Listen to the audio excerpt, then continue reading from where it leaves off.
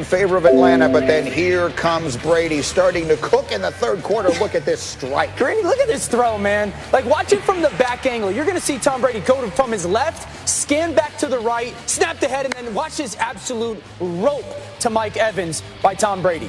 And so went 17-7 after Leonard Fournette would score on the next play. But the Falcons continue to be hot. This is Hayden Hurst. It's 24-7. Easy touchdown. You get man coverage. You slip inside. It's a great throw by Matt Ryan to Hayden Hurst. But I love the fact that they come back. Tom Brady gets that ball out of his hands to Chris Godwin. A physical touchdown at the end line. That made it 24-14, and then here comes Gronk, and now they're cooking again, and then it's going to be Leonard Fournette taking it in, and Dan, they're right back in at 24-21. Yeah, a little bit of rhythm. You got Gronk one-on-one, and then the physicality of their run game. Leonard Fournette finishes, and Tampa Bay starting to get something going on offense. And here comes the moment. Bucs down 27-24, 6 minutes to play. Antonio Brown, welcome to the end zone. What a throw. I mean, you talk about a laser from Tom Brady, 43 years old. I don't want to hear it. That ball was absolutely ripped, and then that defense got going a little bit. Pressure package finally got to Matt Ryan. Easy sack for that defense. The defense holds on. AB scores for the first time as a Buccaneer. Brady throws for 390. Tampa, the win. My comments to the team after the game is, if we could play 30 minutes like that, why the hell can't we play 60? And it's frustrating. But Tom he's always been a fourth quarter player, so it's kind of what we expect to do. So the coach wants to know, why is it that we can play that way for 30 minutes and we can't play that way for 60? Ryan Clark, you answered that question in our meeting this morning. It's very simple. The first 30 minutes, this is Bruce Arians' team. The second 30 minutes, it's Tom Brady's team. There goes your answer. Bruce wanted an answer. I just gave you one. This is why they should bring me in as a consultant. When you look at this team, you listen to Dan speak about this team not being prepared or not having answers for the blitz, not having that understanding. That's because they prepared all week to be a certain thing. They thought that they could be the whatever the hell we want to do Tampa Bay Buccaneers, like he said last week, but they weren't.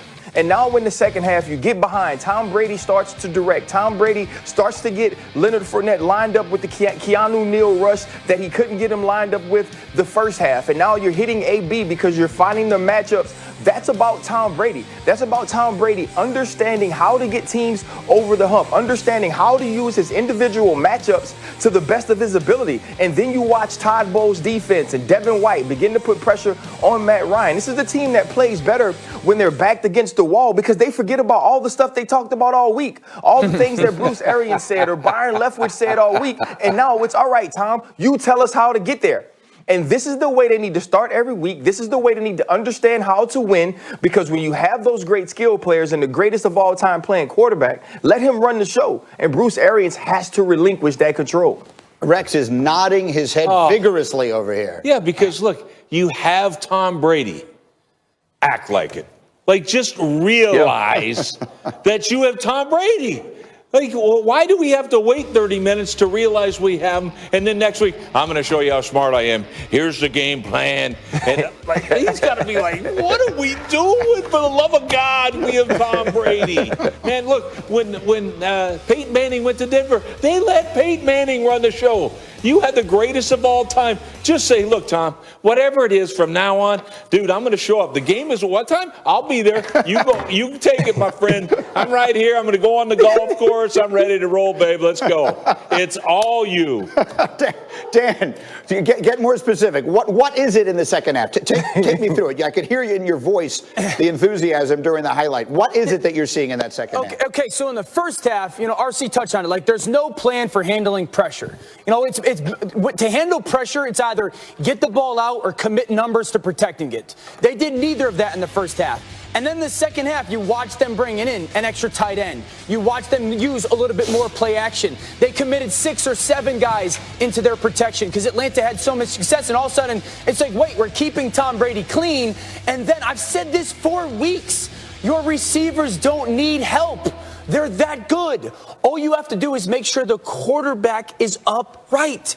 All you have to do is make sure that you have the wall in front of him. When the wall is in front of him, he will cook.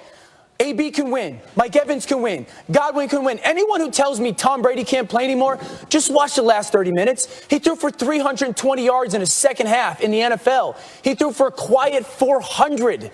I don't care if it's against Atlanta. Like, that's the difference. Right. They go into the first half. They go into the first half, and it's like Tom Brady's on his back all the time. Did you not think that you, who have struggled with pressure all year, the defense wasn't going to come out and pressure you? And then all of a sudden, in the second half, they come out, and it's like, all right, we'll keep an extra tight end. And, you know what, we'll chip with our tailback. We'll use some play-action pass to make the defense hesitant. And then you watch Tom Brady do whatever he wants with the football. I've said it since October.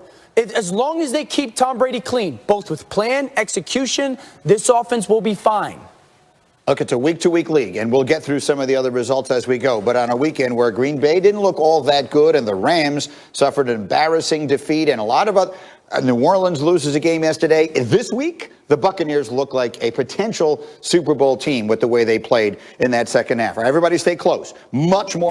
You will hear them in this hour as we get up with you starting right now. What a weekend this was. If you are a football fan, Greeny and Rex are here, and the regular Monday crew is all together. Dan Orlovsky is ready to go. Ryan Clark is fired up and ready to go. We will get you to the College Football Playoff Committee and the decisions that they made, but we begin with the game of the night. Super Bowl preview could be first ever meeting between Patrick Mahomes and Drew Brees. We all know about the injuries Brees is coming back from, and Dan, early on, he was struggling. Yeah, you just see a little hesitancy and that waiting for that receiver to beat man coverage. That ball floats, and it's an early turnover for this Saints offense. Chiefs would turn it into a touchdown, 7-0 Kansas City, and then they add to that Travis Kelce from 1 yard out. I love the tempo. They got out of huddle quickly, quick snap, just kick it to Kelce. Blockers out in front, early 14-0 lead. That's his 600th career reception. It's 14-7 in the final 20 seconds of the half. And then, Dan, what is Demarcus Robinson doing back here? Being careless with the football. I mean, that's the last thing you could do here is to fumble this ball away. It gets punched out, and all of a sudden, Anzalone's got an easy touchdown. You got into the cradle position. You know, fall on your side as you go chase that football and kind of pull it into your belly. There should be a touchdown for this Saints special teams. Instead, it's a safety, so it's 14-9 instead of potentially 14-all at the half. Third quarter, same score. Brees starting to cook. Yeah, just his great protection and then patience by Brees. You see the Brees and then the drift and then the touch throw to Latavius Murray as he leaks out, finds that front pylon. Saints finally score a touchdown. They take the lead. They go for the two. They don't get it. So it's 15-14. And then Patrick Mahomes, how do we describe this? I can't. Like, there's no words for me to use. The drift, the patience, the throw, the touch, and then the ability for Hardman to just track that thing in the back pylon and drag both feet. It's absolute greatness. 21-15 Kansas City, and then here we go. How about some more creative offense? It's the option play. Yeah, just great feel. You know, you put that defensive end in a bind, and then the ability to have that late pitch by Patrick Mahomes is just awesome. 29-15 ball game, right? Wrong. Here comes Alvin Kamara. This is a great little jet sweep. They catch it, give it to him. He gets out in space with Lee Brockers out in front. You need more touches for 41. So it's 29-22. Then here's a terrible moment for Kansas City. Clyde Edwards-Helaire goes down and stays down. Adam Schefter is reporting this morning they expect him to miss the rest of the regular season. Chiefs would kick a field goal. It's a 10-point game. Then it's Brees not giving up. It's a great throw. He's got the seam route versus man coverage, holds that single high safety, just enough touch on that throw to get in the end zone. But they would choose not to onside kick. They kick it to Patrick Mahomes, and Mahomes, they are the one team that in the 4-minute Rex, they throw the ball. Yeah, they do, because they have the best player on the planet. And every single time they do it, here they actually ran. They throw it for one first down, they run it for another, and in the end, Mahomes and Brees each throw 3 touchdowns, and it is Kansas City that holds off the Saints on the road 32-29. Drew Brees finishing the day, completing 44% of his throws. That's the third lowest in any game in his career, his worst since 2006. He started the game 0 for 6 with an interception. Of course, we should make clear, again, in case you forget, that he was coming back from all of those injuries with the broken ribs and the lung. And so I guess I would ask you, Rex, now that we have seen the game play out, did they make the right decision starting Brees? 100% yes, they did. Absolutely. Look, he had to get this game in. He had to get hit. He's got to know now that, you know what, I'm okay. I mean, he's coming off of 11 fractured ribs, and he had to get these hits. I don't care how many, he had to get them. He got through it, and as the game went on, he got better and better, and he played with more confidence. Absolutely right decision. And so, look, if you're a team like the New Orleans Saints, there are no moral victories. But Ryan Clark, if you were the Saints walking out of that stadium yesterday, Do you feel mostly good or mostly bad? No, you walk out of that stadium confident. You walk out of that stadium feeling bad because you lost, but feeling good because you know if you play any mere mortal, you win that game. You look at Trey Hendrickson, Gardner Johnson, Marcus Williams. These guys played out of their mind defensively for the New Orleans Saints yesterday. It was just that you were playing against Patrick Mahomes.